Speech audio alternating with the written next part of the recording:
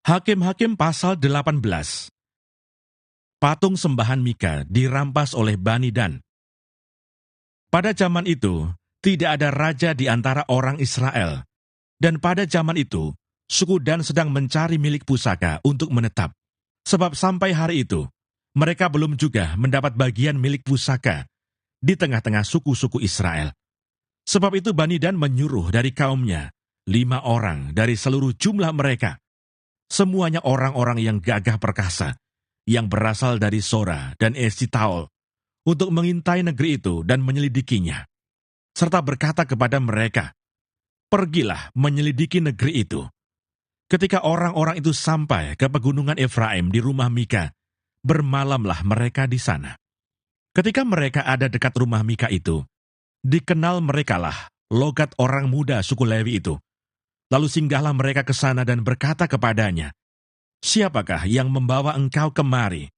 Apakah pekerjaanmu dan urusanmu di sini?" Katanya kepada mereka, "Begini-begitulah dilakukan Mika kepadaku. Ia menggaji aku dan aku menjadi imamnya." Kata mereka kepadanya, "Tanyakanlah kiranya kepada Allah, supaya kami ketahui apakah perjalanan yang kami tempuh ini akan berhasil." Kata imam itu kepada mereka, "Pergilah dengan selamat. Perjalanan yang kamu tempuh itu dipandang baik oleh Tuhan."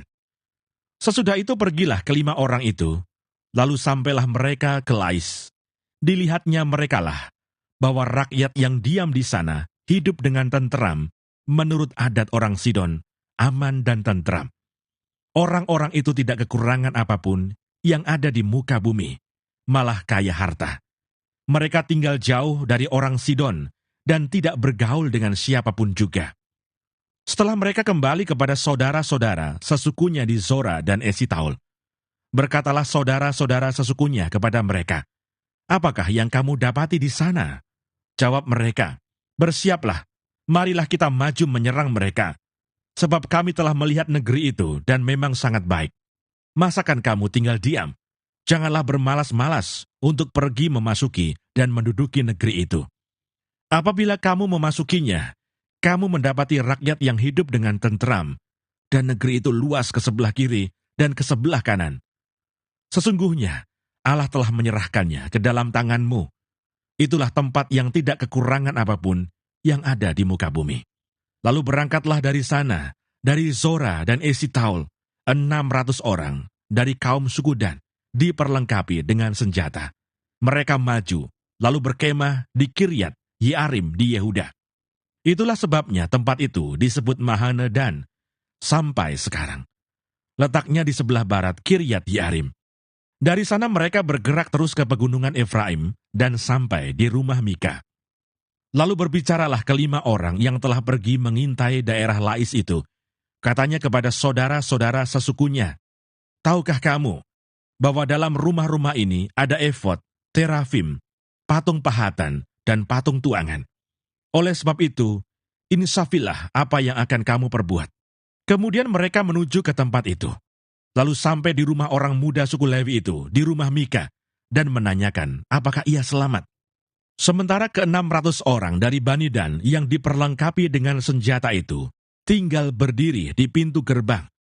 Maka ke-5 orang yang telah pergi mengintai negeri itu berjalan terus, masuk ke dalam, lalu mengambil patung pahatan, efod, terafim, dan patung tuangan itu. Adapun imam itu berdiri di pintu gerbang bersama-sama dengan ke-600 orang yang diperlengkapi dengan senjata itu.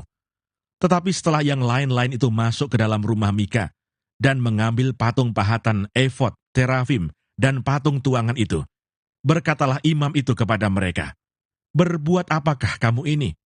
Tetapi jawab mereka kepadanya, "Diamlah, tutup mulut, ikutlah kami, dan jadilah bapak dan imam kami. Apakah yang lebih baik bagimu, menjadi imam untuk seisi rumah satu orang, atau menjadi imam untuk suatu suku dan kaum di antara orang Israel?" Maka gembiralah hati imam itu. Diambilnyalah efod, terafim, dan patung pahatan itu, lalu masuk ke tengah-tengah orang banyak. Kemudian berbaliklah mereka dan pergi, dengan anak-anak, ternak, dan barang-barang yang berharga ditempatkan di depan mereka. Ketika mereka telah jauh dari rumah Mika, Dikerahkanlah orang-orang dari rumah-rumah yang di dekat rumah Mika, dan orang-orang itu mengejar Bani Dan itu. Mereka memanggil-manggil Bani Dan, maka berbaliklah orang-orang itu dan berkata kepada Mika, "Mau apa engkau dengan mengerahkan orang?" Lalu jawabnya, "Allahku yang kubuat, serta imam juga kamu ambil. Lalu kamu pergi. Apakah lagi yang masih tinggal padaku? Bagaimana perkataanmu itu kepadaku? Mau apa engkau?" Berkatalah Bani Dan kepadanya, "Janganlah suaramu kedengaran lagi kepada kami. Nanti ada orang yang menyerang engkau karena sakit hati, dan dengan demikian, engkau serta seisi rumahmu kehilangan nyawa." Lalu Bani Dan melanjutkan perjalanannya, dan Mika, setelah dilihatnya mereka itu lebih kuat daripadanya, berpalinglah ia pulang ke rumahnya. Lalu Bani Dan, dengan membawa barang-barang yang dibuat Mika, juga imamnya, mendatangi Lais, yakni rakyat yang hidup dengan aman dan tentram. Mereka memukul orang-orang itu dengan mata pedang, dan kotanya dibakar. Tidak ada orang yang datang menolong, sebab kota itu jauh dari Sidon, dan orang-orang kota itu tidak bergaul dengan siapapun juga. Letak kota itu di lembah Bet Rehob. Kemudian Bani Dan membangun kota itu kembali dan diam di sana. Mereka menamai kota itu Dan, menurut nama bapa leluhur mereka, yakni Dan, yang lahir bagi Israel. Tetapi nama kota itu dahulu adalah Lais. Bani Dan menegakkan bagi mereka sendiri patung pahatan itu. Lalu Yonatan bin Gersom bin Musa bersama-sama dengan anak-anaknya menjadi imam bagi suku Dan, sampai penduduk negeri itu diangkut sebagai orang buangan. Demikianlah mereka menempatkan bagi mereka sendiri patung pahatan yang telah dibuat Mika itu, dan patung itu ada di sana selama rumah Allah ada di Silo. Hakim-Hakim pasal 19. Perbuatan noda di Gibea.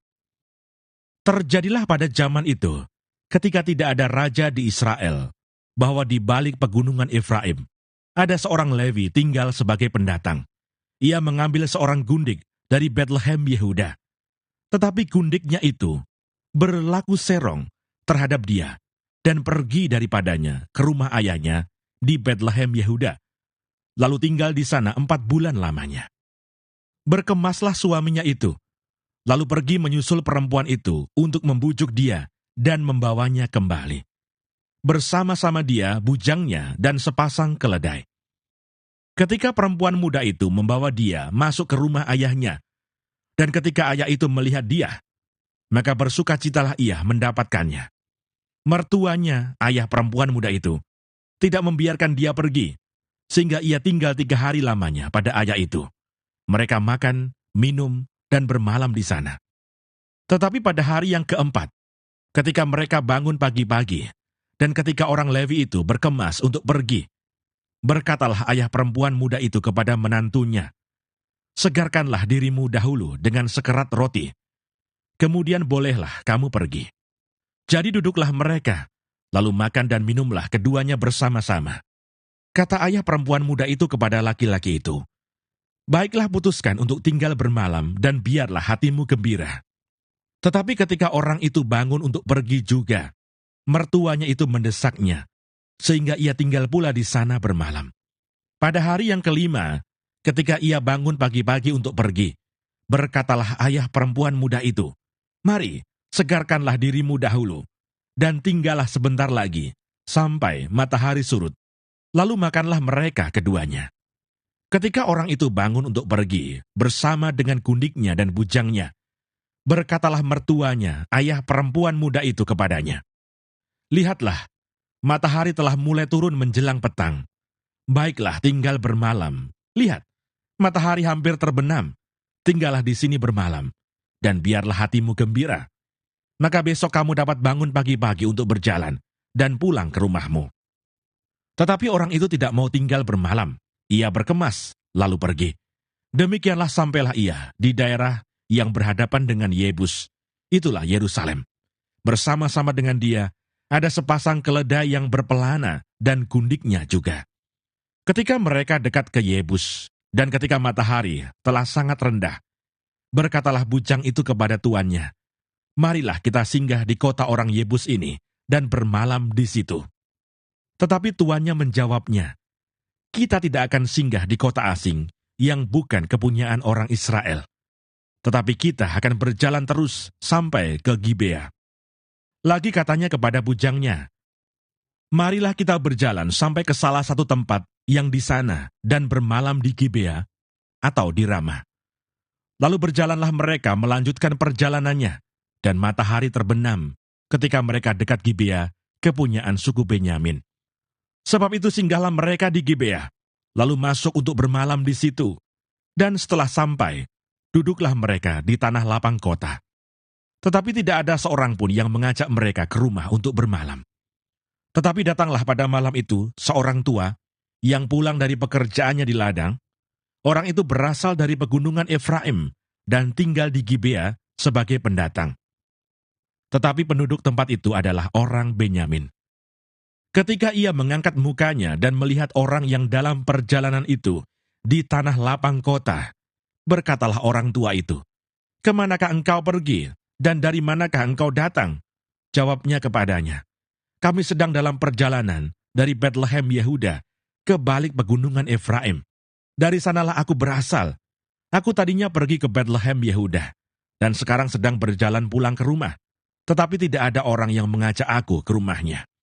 Walaupun ada padaku jerami dan makanan untuk keledai kami, pula roti dan anggur untuk aku sendiri, untuk hambamu perempuan ini, dan untuk bujang yang bersama-sama dengan hambamu ini. Kami tidak kekurangan sesuatu." Lalu berkatalah orang tua itu, "Jangan khawatir. Segala yang engkau perlukan, biarlah aku yang menanggung. Tetapi janganlah engkau bermalam di tanah lapang kota ini." Sesudah itu dibawanyalah dia masuk ke rumahnya. Lalu keledai-keledai diberinya makan, maka mereka pun membasuh kaki, makan dan minum.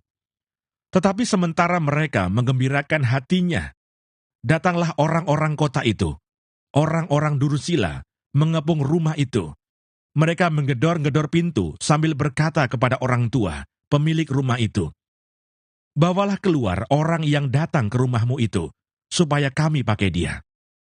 Lalu keluarlah pemilik rumah itu menemui mereka dan berkata kepada mereka, "Tidak, saudara-saudaraku, janganlah kiranya berbuat jahat, karena orang ini telah masuk ke rumahku. Janganlah kamu berbuat noda. Tetapi ada anakku perempuan yang masih perawan, dan juga gundik orang itu. Baiklah kubawa keduanya keluar. Perkosalah mereka, dan perbuatlah dengan mereka apa yang kamu pandang baik. Tetapi terhadap orang ini, janganlah kamu berbuat noda." Tetapi orang-orang itu tidak mau mendengarkan perkataannya.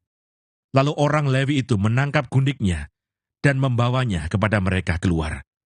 Kemudian mereka bersetubuh dengan perempuan itu, dan semalam-malaman itu mereka mempermainkannya sampai pagi. Barulah pada waktu fajar menyingsing, mereka melepaskan perempuan itu. Menjelang pagi perempuan itu datang kembali, tetapi ia jatuh rebah di depan pintu rumah orang itu, tempat tuannya bermalam, dan ia tergeletak di sana sampai fajar. Pada waktu tuannya bangun pagi-pagi, dibukanya pintu rumah dan pergi keluar untuk melanjutkan perjalanannya. Tetapi tampaklah perempuan itu, gundiknya, tergeletak di depan pintu rumah dengan tangannya pada ambang pintu. Berkatalah ia kepada perempuan itu, "Bangunlah, marilah kita pergi." Tetapi tidak ada jawabnya. Lalu diangkatnyalah mayat itu ke atas keledai. Berkemaslah ia, kemudian pergi ke tempat kediamannya. Sesampai di rumah, diambilnyalah pisau, dipegangnyalah mayat gundiknya, dipotong-potongnya menurut tulang-tulangnya menjadi 12 potongan. Lalu dikirimnya ke seluruh daerah orang Israel. Dan setiap orang yang melihatnya berkata, "Hal yang demikian belum pernah terjadi dan belum pernah terlihat sejak orang Israel berangkat keluar dari tanah Mesir sampai sekarang. Perhatikanlah itu, pertimbangkanlah, lalu berbicaralah." Hakim-Hakim pasal 20. Peperangan orang Israel melawan Bani Benyamin. Lalu majulah semua orang Israel dari Dan sampai Berseba dan juga dari tanah Gilead. Berkumpullah umat itu secara serentak menghadap Tuhan di Mispa.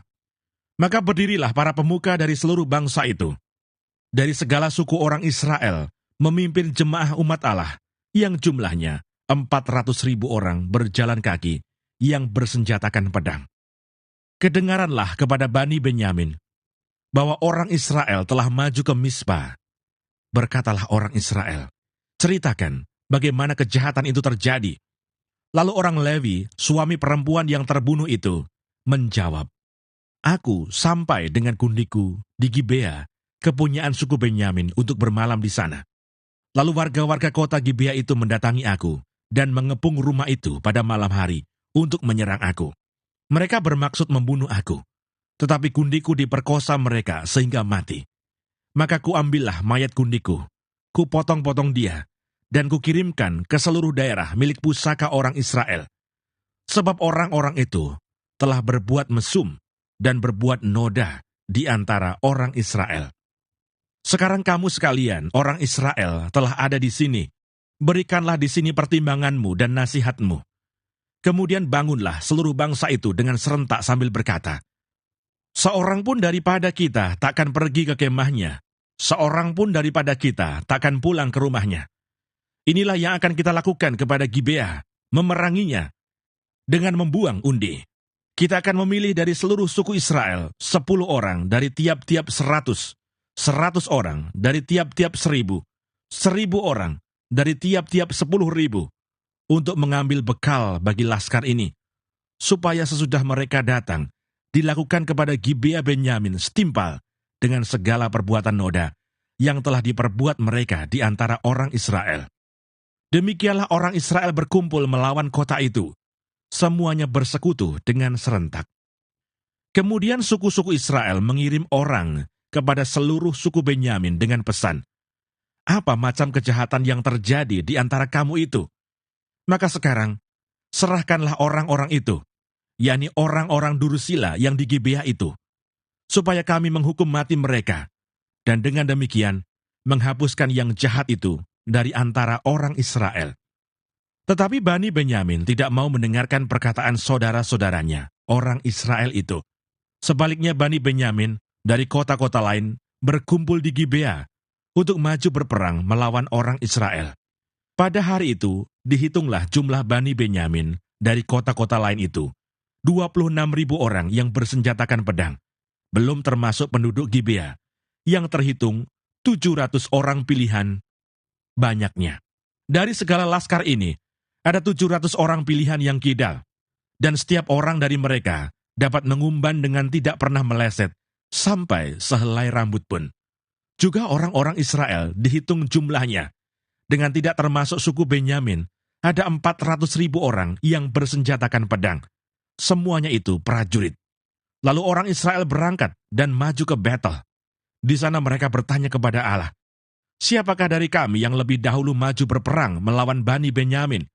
Jawab Tuhan, suku Yehudalah lebih dahulu. Lalu orang-orang Israel bangun pagi-pagi dan berkemah mengepung Gibea. Kemudian majulah orang-orang Israel berperang melawan suku Benyamin. Orang-orang Israel mengatur barisan perangnya melawan mereka dekat Gibea. Juga Bani Benyamin maju menyerang dari Gibea dan menggugurkan ke bumi 22.000 orang dari antara orang Israel pada hari itu. Tetapi laskar orang Israel mengumpulkan segenap kekuatannya, lalu mengatur pula barisan perangnya di tempat mereka mengatur barisannya semula.